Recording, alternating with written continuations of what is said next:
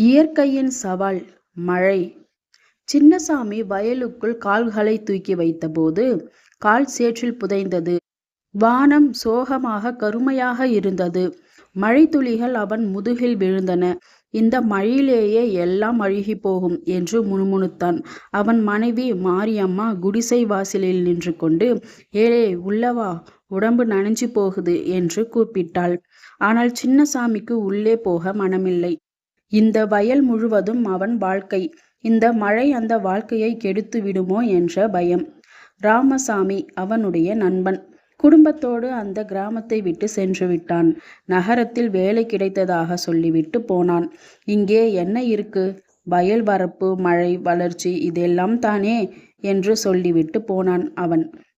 சின்னசாமியின் மகன் முருகன் படிப்பில் புத்திசாலி. அவனை நகரத்தில் படிக்க வைக்க வேண்டும் என்று ஆசை.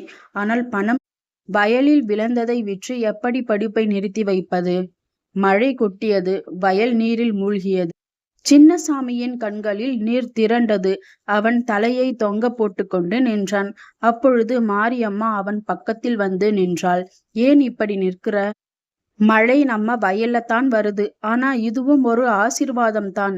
இந்த நீர் இல்லாமல் நம் நெல் எப்படி விளையும் என்றாள்.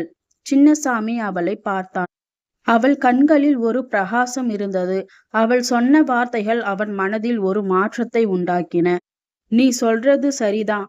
மழை வர்றது இயற்கை, இதை தடுக்க முடியாது. ஆனா இதை சரியாக பயன்படுத்தலாம் என்று உற்சாகத்தோடு சொன்னான். மறுநாள் கிராமத்து விவசாயிகளை ஒன்று சேர்த்தான். நாம் வயல்களுக்கு நீர் வடிகால் அமைப்பு செய்ய வேண்டும். இப்படி மழை நீர் வீணாக்காமல் சேமிக்கலாம் என்று திட்டம் வகுத்தினான். எல்லோரும் ஒன்று சேர்ந்து வேலை செய்தனர். சில வாரங்களில் வயல்களில் சிறிய கால்வாய்கள் உருவாயின. மழை நீர் இனி வீணாகாது. முருகனை நகரத்தில் படிக்க அனுப்பினார்கள். அவன் படித்து முடித்து ஒரு வேளாண்மை நிபுணராக மாறினான். அவன் தந்தையின் கிராமத்திற்கு திரும்பி வந்தான். புதிய தொழில்நுட்பங்களை கொண்டு வந்தான். சின்னசாமியின் வயல் இப்பொழுது பசுமையாக இருந்தது.